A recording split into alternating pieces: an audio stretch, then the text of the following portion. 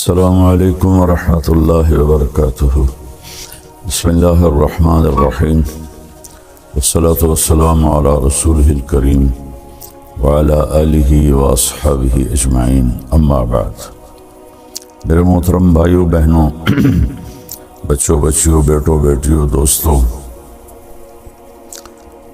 اللہ نے جتنے مخلوق پیدا کی ہے اس میں صرف انسان کو امتحان کے لیے پیدا کیا ہے۔ خلق الموت والحیات لیبلوکم ایکم احسن عملا۔ ہم نے زندگی اور موت کا نظام چلایا تھا کہ دیکھیں کہ تم میں سب سے اچھا عمل کون کر کے اللہ کے پاس آتا ہے۔ انا جعلنا ما علی الارض زینۃ لہا لنبلوہم ایہم احسن عملا۔ ہم نے زمین کو خوبصورت بنایا تاکہ ہم دیکھیں کہ تم میں اچھا عمل کون کرتا ہے۔ سارے مخلوق انسان کے علاوہ پڑھی لکھی پیدا ہوتی ہے، انسان بالکل جاہل پیدا ہوتا ہے، اس کی اپنی کوئی زبان نہیں ہوتی، یہ جو ماں باپ سے سنتا ہے اس کو سیکھتا ہے اور بولتا ہے۔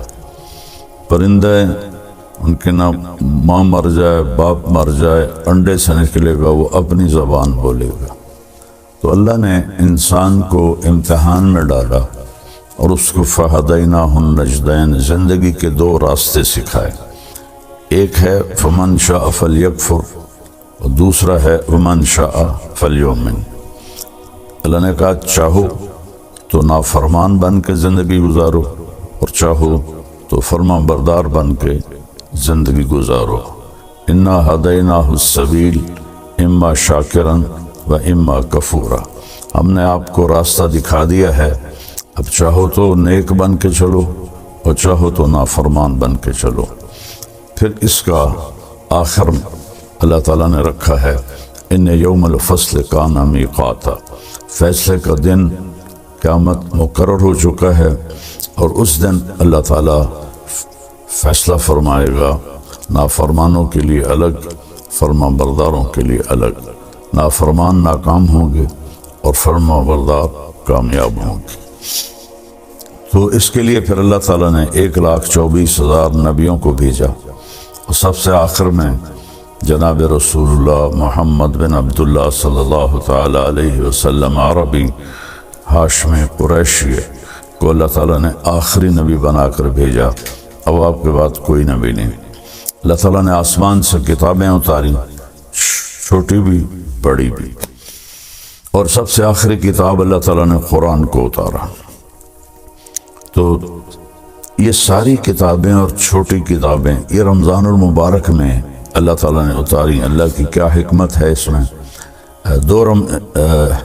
یکم رمضان کو ابراہیم علیہ السلام پر کچھ چھوٹے کتابیں اتری، 2 رمضان کو موسیٰ علیہ السلام پر تورات اتری، اور 8 رمضان کو داؤد علیہ السلام پر زبور اتری، اور 12 رمضان کو عیسیٰ علیہ السلام پر، یا 18 رمضان کو عیسیٰ علیہ السلام پر انجیل اتری جس کو آج بائبل کہتے ہیں، اور 21 رمضان کو جس کو لیلۃ القدر کہا جاتا ہے غار حرا میں آپ پر قرآن اترا۔ لیکن پچھلی کتابوں کے اترنے اور اس کے اترنے میں فرق ہے۔ پچھلی کتابیں پوری لکھی ہوئی دے دی گئیں اور قرآن تھوڑا تھوڑا نزلناہ تنزیلا، ہم نے اسے تھوڑا کر کے 23 برس میں اللہ تعالیٰ نے اس کو مکمل کیا۔ اس کی پہلی آیت تھی اقرأ بسم ربک الذی خلق، خلق الانسان من علق، اور اس کی آخری آیت تھی واتقوا یوما ترجعون فیہ الی اللہ ثم توفی کل نفس بما کسبت۔ یہ سورہ بقرہ کی آیت ہے۔ تو اللہ تعالیٰ نے قرآن کو عربی میں اور جو پچھلی کتابیں تھیں ان کو عبرانی میں، پچھلی کتابیں تبدیل ہو گئیں، ان کے اپنے علماء نے تبدیل کر دیں، اور بائبل کی تو اصل لینگویج ہی نہیں ملتی، اس کی صرف ٹرانسلیشن ملتے ہیں، اور جو تورات ہے وہ بھی مکمل نہیں ہے، تھوڑی بہت اس کو زندہ کیا گیا ہے۔ قرآن ایک ایسی کتاب ہے جس کے بارے میں اللہ نے فرمایا انا نحن نزلنا الذکر وانا لہ لحافظون، ہم نے اسے اتارا ہے اور ہم اس کی حفاظت کریں گے۔ پھر اللہ نے کہا انہ لقول فصل، یہ فیصلہ کن قول ہے۔ پھر اللہ تعالیٰ نے اس کے بارے میں فرمایا لا ریب فیہ، اس میں کوئی شک نہیں ہے۔ پھر اللہ تعالیٰ نے فرمایا وَتَمَّتْ كَلِمَةُ رَبِّكَ صِدْقًا وَعَدْلًا لَا مُبَدِّلَ لِكَلِمَاتِهِ وَهُوَ السَّمِيعُ الْعَلِيمُ، اللہ تعالیٰ نے، تیرے رب نے اپنے کلام کو مکمل کر دیا، ہر طرح سے سچائی بھی کے ساتھ بھی اور عدل کے ساتھ بھی۔ اب دنیا کی کوئی طاقت اس کو بدل نہیں سکتی۔ دوسری جگہ فرمایا تفصیل الکتاب لا ریب فیہ، اس میں تفصیل سے تمہیں زندگی سمجھا دی گئی ہے اور اس میں کوئی شک نہیں۔ پھر ایک جگہ اللہ تعالیٰ نے فرمایا لا تبدیل لکلمات اللہ، یہ قرآن نہ تو خود بدلتا ہے، لا مبدل، نہ کوئی اسے بدل سکتا ہے، یہ محفوظ ہے، جیسے ہمارے نبی پر اترا ویسے ہی اسی طرح یہ محفوظ ہے۔ عربوں کے مختلف لہجے تھے تو اس لحاظ سے اس میں بعض الفاظ دوسرے جگہ دوسری جو لہجہ ہے اس کی وجہ سے الگ ہے، لیکن ان میں معنی میں کوئی فرق نہیں۔ ارأیت الذی یکذب بالدین، میں افریقہ گیا وہاں پڑھتے ہیں ارأیت الذی یکذب بالدین، ہم پڑھتے ہیں حمالۃ الحطب، وہ پڑھتے ہیں حمالۃ الحطب۔ تو اس طرح کے معنی میں کوئی فرق نہیں، ادائیگی میں فرق ہے عرب کے لہجے کی وجہ سے۔ یہ وہ کتاب ہے جس کا دعویٰ ہے ذالک الکتاب لا ریب فیہ، یہ وہ کتاب ہے جس میں کوئی شک نہیں۔ پھر اس کا دعویٰ ہے ان ھذا القرآن یہدی للتی ہی اقوم، صرف قرآن ہی ایک کتاب ہے اب جو سیدھے راستے کی رہنمائی کرتی ہے، باقی کتابیں تبدیل ہو گئی ہیں۔ اس میں خود علماء یہود نے، علماء نصارہ عیسائیوں نے تبدیلیاں کر دی، لیکن قرآن کو آج تک نہ کوئی بدل سکا ہے، نہ یہ بدلے گا۔ قیامت کے قریب اس کو اٹھا لیا جائے گا، ایک دن صبح لوگ اٹھیں گے، دیکھیں گے تو قرآن کے سارے اوراق صفر ہوں گے، اس پہ کچھ بھی نہیں لکھا ہوگا۔ تو لہٰذا سیدھے راستے پر چلنے کے لیے صرف ایک کتاب باقی ہے، وہ ہے قرآن پاک، اور صرف ایک نبی ہیں، وہ ہے محمد الرسول اللہ صلی اللہ علیہ وسلم، جن کی زندگی پیدائش سے لے کر وفات تک وہ من و عن کے ساتھ محفوظ ہے۔ باقی انبیاء کی زندگی محفوظ نہیں ہے، چند واقعات ہیں، چند اقوال ہیں، لیکن ہمارے نبی کب پیدا ہوئے اور کب دنیا سے گئے اور کس حال میں گئے اور کیا کیا کہہ گئے، سارے کا سارا محفوظ ہے۔ پھر قرآن کا جیسے اللہ نے تعارف کروایا ہے وہ سارا تو میں نہیں بتا سکتا، ایک دو آیتیں بتاؤں گا۔ اس کی عظمت دلوں میں اتارنے کے لیے، اس لیے کہ جب تک حاکم کی دل میں عظمت نہ ہو تو حکم کی عظمت نہیں ہوتی، کہنے والے کی طاقت کا پتہ نہ ہو تو اس کے کہے کی طاقت بھی معلوم نہیں ہوتی۔ سورہ طٰہٰ کو اللہ تعالیٰ نے شروع کیا ہے تو اس میں اللہ نے بتایا کہ یہ کس کا کلام ہے، تنزیل ممن خلق الارض والسماوات العلا، اللہ اکبر، یہ اس ہستی کا کلام ہے جس نے زمین کو بنایا اور آسمانوں کو بلند کیا۔ اور تنزیل کا قرآن ایک کلام ہے، کتاب بعد میں ہے، اور یہ فرق ہے، قرآن اللہ کا کلام ہے، اللہ کی ذات سے نکلا ہے۔ باقی تین کتابیں لکھوائی گئیں، تورات، زبور، انجیل، بائبل لکھوائی گئی، وہ تبدیل ہو گئی۔ قرآن اللہ کی ذات سے نکلا ہوا کلام ہے، اللہ نے خود اسے بولا ہے، اس کو آج تک کوئی بدل نہیں سکا، نہ یہ بدلے گا۔ تو تنزیل ایک تو میں کہوں کہ وہ آ رہا ہے، میں اب لہجہ بدل کے کہتا ہوں وہ آ رہے ہیں، تو آپ کو معلوم ہوگا کہ کوئی بڑی شخصیت آ رہا ہے۔ چہرے سے بھی ہوتا، میں کہتا ہوں آ گیا، مطلب معمولی آ گئے کو بہت بڑا آدمی ہے، تو اگر تنزیل وہ آ رہا ہے، وہ اتارا جا رہا ہے، کس کی طرف سے؟ ممن خلق الارض، جس نے زمین کو پیدا کیا، والسماوات العلا، بلند آسمانوں کو پیدا کیا۔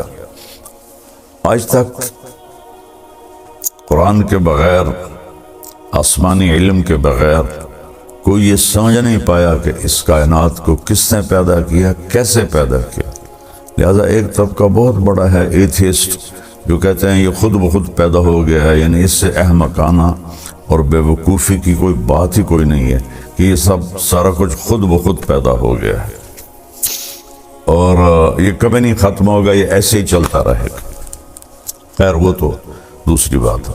تو اللہ نے تعارف اس طرح کرا ہے کہ پہلے حاکم کا، جس نے کلام اتارا ہے، پہلے اس کی عظمت اللہ نے بٹھائی، ممن خلق الارض والسماوات العلا، زمین کا بنانے والا، بلند آسمانوں کا بنانے والا کون ہے؟ تو اللہ نے ابھی اپنا ذاتی نام نہیں بتایا، تعریف صفتیں بتائیں، نام پیچھے جا رہا ہے، تو اندر انسان کے شوق بڑھتا جا رہا ہے کون؟ تو آتا ہے الرحمن، یہ رحمان ہے جس نے اتارا۔ اللہ کی سب سے اعلیٰ صفت ہے وحدانیت کے بعد الرحمن، یہ رحمان نے اتارا ہے۔ رحمان وہ ہوتا ہے جو حد درجے رحم کرنے والا ہو، تو جو وہ یہ کلام بھیج رہا ہے یہ سخت، یہ شدت والا نہیں، رحمت والا ہے۔ کون ہے بھائی وہ الرحمن؟ پھر بھی نام نہیں بتا، علی العرش استوى، عرشوں پر اس نے استوا کیا ہے۔ کون ہے جس نے عرشوں پر استوا کیا ہے؟ تو پھر نام نہیں بتایا، آگے اپنی حکومت بتائی، لہو ما فی السماوات، آسمانوں میں جو کچھ ہے وہ اللہ کا، وما فی الارض، زمین میں جو کچھ ہے وہ اللہ کا، وما بینہما، اس کے درمیان جو کچھ ہے اللہ کا، وما تحت الثری، زمین کی تہ میں جو کچھ ہے اللہ کا، للہ المشرق والمغرب فأینما تولوا فثم وجہ اللہ، مشرق بھی اللہ کا، مغرب بھی اللہ کا، جدھر دیکھو گے اللہ کی قدرت کے نظارے تمہیں نظر آئیں گے۔ تو پھر سوال کون ہے بھائی؟ پتہ تو بتاؤ ہے کون؟ تو پھر صفت آئی، وَإِن تَجْهَرْ بِالْقَوْلِ فَإِنَّهُ يَعْلَمُ السِّرَّ وَأَخْفَى، اور وہ ہے کہ تم زور سے بولو جیسا میں بول رہا ہوں، یا تم دل میں بولو، دل میں، جیسے آپ دیکھیں میں نے ہونٹ بند کر لیے، میں کچھ بولا ہوں، اسے میرے کانوں نے نہیں سنا، فیل کیا ہے، محسوس کیا ہے، تو اللہ کہتا ہے کہ اگر تم وہ ہو کہ ساری کائنات کے انسان، مرد، عورت، جنات زور سے بولو یا دل میں بولو، وہ تمہارے اونچی بولنے کو بھی سنتا ہے اور تمہارے دل میں جو خیال اٹھ رہے ہیں ان کو بھی سنتا ہے۔ یہ اپنی ہیبت بٹھائی، چونکہ کہنے والے کو آپ نہیں جانتے، اس کے کہے کو بھی نہیں جانے گے۔ آج قرآن پہ عمل کیوں نہیں ہے؟ کیوں؟ اللہ کو لوگ جانتے ہی نہیں، اللہ کا سیدھا نام بھی لینا نہیں آتا، خدا کہتے رہتے ہیں، خدا کہتے رہتے ہیں۔ اب آیا اللہ کا نام، اب میں پیچھے سے پڑھتا ہوں، تنزیل ممن خلق الارض والسماوات العلا الرحمن على العرش استوى له ما في السماوات وما في الارض وما بينهما وما تحت الثرى وان تجهر بالقول فانه يعلم السر واخفى۔ اتنی لمبی اپنی ہیبت، قدرت، طاقت بیان کی، اور انسانی شوق بڑھ گیا، یار بتاؤ تو صحیح ہے کون؟ تب آیا اللہ، اللہ نے اپنا اب نام لیا، اللہ، یہ اتارنے والا، زمین بچھانے والا، آسمان اٹھانے والا، اور رحمان انتہائی مہربان، عرش پہ استوا کرنے والا، زمین آسمان کا اوپر نیچے دائیں بائیں آگے پیچھے مشرق مغرب شمال جنوب کا مالک، اور سب کی سننے والا، چاہے زور سے بولیں یا دل میں۔ کون ہے بھائی اب تو بتاؤ، دل دھڑک رہا ہے، کہتے ہیں وہ اللہ ہے۔ اللہ، اللہ کیسا ہے؟ لا الہ الا ہو، اس کے سوا کوئی عبادت کے قابل نہیں، اس کے سوا کوئی مدد کے قابل نہیں، اس کے سوا کوئی دینے والا نہیں، اس کے سوا کوئی مارنے والا نہیں، اس کے سوا کوئی زندگی دینے والا نہیں۔ تو کیسا ہے وہ؟ لا الہ الا ہو، وہ ایک اکیلا ہے، اس کا کوئی شریک نہیں، اس کے کوئی مد مقابل نہیں۔ الملک لا شریک لہ، الفرد لا ند لہ، تنہا ہے، اس کی مثل کوئی نہیں۔ العلی لا سمیع لہ، بلند ہے، اس کا ہمسر کوئی نہیں۔ الاول بلا بدایہ، اس کی وہ سب سے پہلے ہے، اس کی ابتدا کوئی نہیں۔ والآخر بلا نہایہ، وہ سب سے آخر ہے، اس کی انتہا کوئی نہیں۔ قدیم بلا ابتدا ودائم بلا انتہا، ہمیشہ سے ہے، ابتدا کے بغیر، ہمیشہ رہے گا اینڈ کے بغیر۔ تو اور کوئی ہے اس کی صفات جیسا نہیں؟ لہ الاسماء الحسنی، تمام خوبصورت صفات اس ایک اللہ کی ہیں۔ تو اس طرح اللہ نے قرآن کا تعارف کرایا کہ یہ تمہارے رب کا کلام ہے۔ امت نے چھوڑ دیا تو ذلت کی پستیوں میں گر گئے۔ پھر میں دو جگہ اور آپ کو بتاتا ہوں کہ اللہ تعالیٰ فرماتے ہیں یا ایھا الناس قد جاءتکم موعظۃ من ربکم وشفاء لما فی الصدور وہدی ورحمۃ للمؤمنین۔ یہ اللہ نے قرآن کا فائدہ بتایا۔ یہ کیا ہے؟ تمہارے پاس یا ایھا الناس کہا، یا الذین آمنوا نہیں کہا، صرف مسلمانوں کو نہیں کہا، بلکہ اس قرآن کے بعد پوری دنیا کے لیے اب ایک ہی کتاب ہے، وہ قرآن ہے۔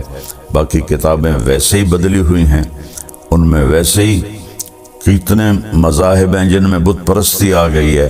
اپنے ہاتھوں سے، کمال نادانی کی بات ہے، اپنے ہاتھوں سے ایک بناتے ہیں، پہلے پتھر سے بناتے تھے، اب پلاسٹک سے بناتے ہیں، پھر اسی کے آگے ہاتھ جوڑ کے کھڑے ہو کر اس سے مانگ رہے ہوتے ہیں۔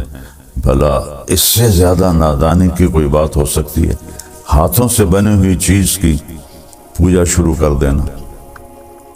اللہ کے نبی کے دور میں بنو حنیفہ تھے، تو وہ یہ ادھر نجد میں رہتے تھے، ریاض کی طرف۔ تو ان کے ایک سال کھجوریں بہت زیادہ ہوئیں، تو انہوں نے نا فالتو کھجوروں کا بت بنا دیا اور ایک سال تک اس کی پوجا کرتے رہے۔ اگلے سال خشک سالی ہوئی اور پھل تھوڑا آیا، تو اسی خدا کو توڑ توڑ کے تقسیم کر کے کھا گئے۔ یہ انسانی عقل تھی، اس وقت بھی تھی، اب بھی یہی حال ہے۔ پتھر کے بت بناتے ہیں، پلاسٹک کے بت بناتے ہیں، پھر انہیں کے آگے ان کو سجدے بھی کرتے ہیں، ان کے آگے ہاتھ بھی جوڑتے ہیں۔ تو میرا اللہ کہہ رہا ہے میں نے تمہارے لیے، اے دنیا کے انسانوں، تمہارے پاس ایک نصیحت آئی ہے، اور یہ اس کے 3 کام ہیں۔ شفاء لما فی الصدور، دل کے اندر کی بیماریوں کو صرف قرآن شفا دے سکتا ہے۔ دل کی سب سے بڑی بیماری کیا ہے؟ شرک، اللہ کا شریک ٹھہرانا۔ اللہ بھی ہے اور اللہ کے ساتھ کئی بھگوان بھی ہیں، کئی دیوتا ہیں، کئی دیویاں ہیں۔ تو اللہ تعالیٰ نے کہا کہ نہ، یہ جو شرک ہے قرآن اس کو دھوتا ہے۔ پھر دل میں حسد ہے، بغض ہے، نفرت ہے، وہ دل میں بدماشی ہے، نافرمانی ہے، اور حرص ہے، لالچ ہے۔ اتنی لمبی لائن ہے انسان کے اندر کہ ان بیماریوں کو صرف قرآن دھو سکتا ہے اور کوئی چیز نہیں دھو سکتی۔ اور جو ایمان لائیں گے ان کے لیے ہدن ہے، صحیح راستہ دکھائے گا، ورحمتن، اور رحمت ہے۔ جو قرآن کی زندگی پہ عمل کرے گا اس پر اللہ کی رحمتیں برستی رہیں گی۔ اور پھر اللہ تعالیٰ نے دوسری جگہ فرمایا اللہ نزل احسن الحدیث، اللہ تعالیٰ نے جتنے بھی کلام آسمان سے اتارے ہیں ان میں سب سے خوبصورت قرآن ہے، احسن الحدیث مثانیہ، اس کے مضمون بار بار دہرائے جاتے ہیں تاکہ دل میں اترے۔ تقشعر منہ جلود الذین یخشون ربہم، جب اس قرآن کو سنا جاتا ہے تو جو اللہ سے ڈرنے والے ہیں ان کے رونگٹے کھڑے ہو جاتے ہیں۔ وَتَلِينُ جُلُودُهُمْ وَقُلُوبُهُمْ إِلَى اللَّهِ، اور ان کے دل نرم ہو جاتے ہیں اور وہ اللہ کی طرف مائل ہو جاتے ہیں۔ تو میرے عزیزو،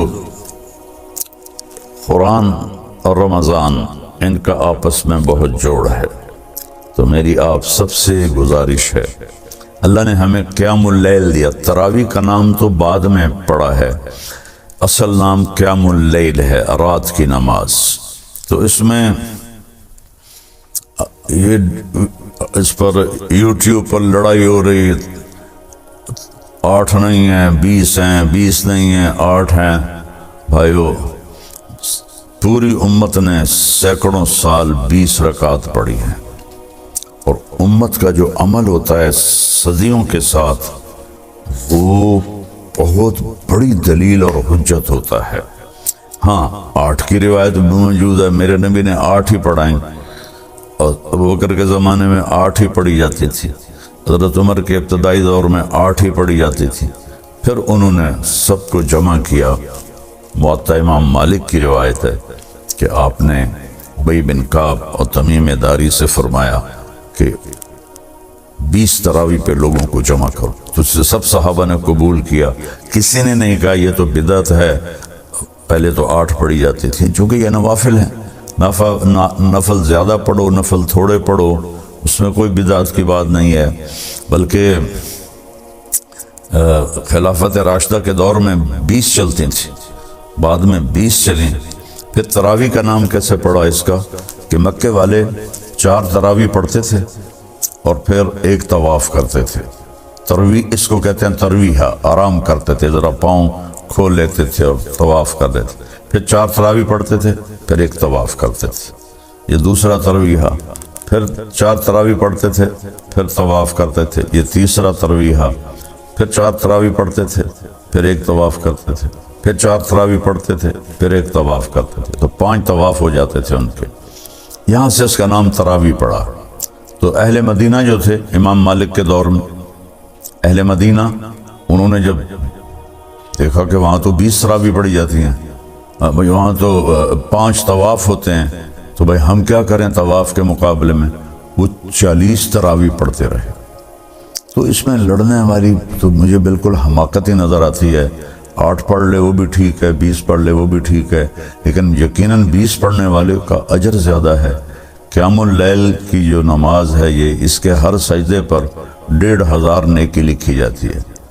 8 پڑھ کے جانے والا لے گیا 12000، اور 20 یہ اور 3 وطر، تو وہ 20 پر اس کو 40 سجدے ملے، تو اس کو 60,000 نیکی ملی، اور پھر اوپر 6 سجدے ملے تو 9000 نیکی ملی، تو وہ 69,000 نیکیاں لے کے گیا۔ تو اب آپ خود فیصلہ فرما لیں کہ یہ لڑنے کی چیز کوئی نہیں ہے، یہ اجر کی چیز ہے۔ اس کو زندگی سال میں 1 دفعہ تو آتا ہے، 20 پڑھا کریں، اللہ راضی ہوگا، اللہ کا نبی خوش ہوگا۔ اور اس کی سب سے بڑی جو بندگی ہے وہ تو روزہ ہے، اور روزے کے بعد سب سے بڑی بندگی قرآن کی تلاوت۔ میرے نبی جبریل آتے تھے، ان کے ساتھ پورا مہینہ قرآن کا دور فرماتے تھے، اور آپ نے 9 رمضان دیکھے، 2 ہجری میں فرض ہوا اور 11 ہجری آپ کا انتقال ہو گیا۔ 11 ہجری کا رمضان آپ نے نہیں دیکھا، تو محرم میں 11 ہجری شروع ہوئی اور ربیع الاول میں آپ کا انتقال ہو گیا۔ تو جس سال آپ کا انتقال ہوا اس سال آپ نے جبریل کے ساتھ 2 دفعہ قرآن کا تکرار کیا، پہلے جبریل پڑھتے تھے، پھر آپ پڑھتے تھے، پھر جبریل پڑھتے تھے، پھر آپ پڑھتے تھے۔ تو جس سال آپ دنیا سے گئے اس سال 2 دفعہ قرآن کو ختم کیا گیا۔ اور میرے نبی کا فرمان ہے، اذا التبست علیکم الامور کقطع اللیل المظلم فعلیکم بالقرآن، جب اندھیری رات کی طرح فتنے چھا جائیں تو قرآن کو مضبوطی سے پکڑ لو۔ فَإِنَّهُ مَاحِلٌ مُصَدَّقٌ وَشَافِعٌ مُشَفَّعٌ، یہ جس کے بارے میں جھگڑا کرے گا اللہ وہ اس کا جھگڑا بھی مانے گا، جس کی سفارش کرے گا اللہ اس کی سفارش بھی قبول کرے گا۔ من جعلہ امامہ قادہ الی الجنہ، جو قرآن کو آگے رکھ کر زندگی گزارے گا یعنی اس کے تابع ہو کر، تو یہ قرآن اسے جنت میں لے جائے گا۔ من جعلہ خلفہ ساقہ الی النار، جو اسے پیچھے رکھے گا اسے قرآن دھکا دے کے جہنم میں ڈال دے گا۔ تو جتنے یہ بیٹھے ہوئے ہیں یوٹیوب پر اور دین کو بیان کر رہے ہیں، وہ دین نہیں بیان کر رہے، وہ تو لڑائیاں کر رہے ہیں۔ کوئی رفع یدین پہ جھگڑے کر رہا ہے، کوئی 8-20 پہ جھگڑے کر رہا ہے، کوئی کسی چیز پہ جھگڑے کر رہا ہے، کوئی صحابہ کی جنگوں پہ جھگڑے کر رہا ہے۔ او میرے بھائیوں، اللہ تعالیٰ نے جن چیزوں کے بارے میں ہم سے سوال کرنا ہے وہ لوگوں کو بتاؤ کن چیزوں میں پھنسا دیا ہے جن کا آخرت میں آپ سے سوال نہیں۔ تلک امۃ قد خلت لہا ما کسبت ولکم ما کسبتم ولا تسألون عما کانوا یعملون، وہ لوگ چلے گئے، جو کیا وہ ان کا اجر، جو غلط کیا وہ ان کا گناہ۔ تم سے تھوڑے پوچھا جائے گا، قبر میں کیا پوچھا جائے گا؟ من ربک، تیرا رب کون ہے؟ لوگوں کو بتاؤ کہ رب کون ہے۔ ما دینک، تیرا دین کیا ہے؟ وہ اسلام ہے۔ لوگوں کو بتاؤ اسلام کیا ہے۔ میرے نبی نے کیا بتایا کہ اسلام 5 چیزیں ہیں، کلمہ، نماز، روزہ، حج، زکوٰۃ۔ یہ ابتدا ہے، اور انتہا کیا ہے؟ بنی الاسلام علی 5، اور انتہا کیا ہے؟ انما بعثت لاتمم مکارم الاخلاق، میں تمہارے اخلاق کو مکمل کرنے آیا ہوں۔ اور جتنے یہ یوٹیوب پر، میں تو بہت کم سنتا ہوں جو کہ میرے سر میں درد رہتا ہے، لیکن تھوڑا بہت جب کبھی سنتا ہوں تو اتنے اخلاق سے گری ہوئی گفتگو ہوتی ہے، اتنی اخلاق سے گری ہوئی گفتگو ہوتی ہے کہ رونا آتا ہے۔ لگتا ہے ان لوگوں نے کبھی سیرت پڑھی کوئی نہیں کہ میرے نبی کس طرح، کیسے انہوں نے لوگوں کے ساتھ معاملہ کیا اخلاق کا۔ اور پھر ما تقول فی ھذا الرجل، یہ ہستی کون ہے؟ جناب رسول اللہ۔ تو اپنے نبی کی زندگی بتاؤ۔ تو یہ سوال ہیں جو ہم سے پوچھے جائیں گے۔ پھر قیامت کے دن لا تزال قدم عبد حتی یسأل عن 4، زمین انسان کے پاؤں کو پکڑ لے گی جب تک چند سوال نہ ہو۔ عن عمرہ فیما افناہ، بتاؤ میرے بندے زندگی کہاں خرچ کی؟ عن شبابہ فیما ابلاہ، جوانی کہاں کیسے گزاری؟ عن علمہ ما عمل بہ، علم کے بارے میں پوچھا جائے گا کیا عمل کیا؟ عن مالہ من این اکتسب وفیما انفق، پیسہ کہاں سے کمایا، کہاں خرچ کیا؟ یہ سوال ہیں۔ یہ لوگوں کے اندر ان کو ابھارو، کن چیزوں پہ لڑ رہے ہو۔ پھر ایک دوسرے پر اعتراض ہوتا ہے تو وہ اس کا جواب دیتا ہے، پھر وہ اس کا جواب دیتا ہے، وہ اس کا جواب دیتا ہے۔ کیا تم اس لیے بیٹھے ہو کہ لوگوں کو کی زندگی برباد کرو، ان کا وقت ضائع کرو؟ تو میری آج کی گفتگو صرف قرآن کی عظمت پر تھی کہ قرآن کو ہم اپنی زندگی کا راہبر بنائیں اور اس کی تلاوت کریں، اس کا ترجمہ پڑھیں اور اپنے اللہ سے مانگیں۔ اگر آپ قرآن کا صحیح ترجمہ پڑھ لیں تو آپ سامنے بیٹھنے والوں کو پکڑ سکتے ہیں کہ کیا بول رہے ہو۔ تو میری گزارش ہے تراویح کا اہتمام کریں، لوگوں کو سحری کھلائیں، لوگوں کو افطاری کروائیں، تو اللہ تعالیٰ خوش ہوگا ماشاءاللہ۔ ایک آدمی کو 1 گھونٹ لسی پلا دو تو اس کے روزے کا پورا اجر آپ کو بھی ملے گا اور اس کو بھی ملے گا۔ تو بہت لوگ ہیں ماشاءاللہ دسترخوان چلاتے ہیں، اللہ ان کو بہت جزائے خیر دے۔ کئی ہمارے بھائی بہن ہیں جن کے دسترخوان حرمین میں چلتے ہیں، اللہ نے اس کی بہت اعلیٰ جزا عطا فرمائے۔ تو قرآن کے ساتھ دل لگائیں، میری آج کی گفتگو کا یہ مضمون۔ MTJ اسپیچز آپ کے لیے لا رہا ہے مولانا طارق جمیل صاحب کے لیٹسٹ بیانات۔ ہمارے چینل کو سبسکرائب کریں اور بیل کے آئیکن کو پریس کریں تاکہ نئے آنے والے بیانات آپ سن سکیں۔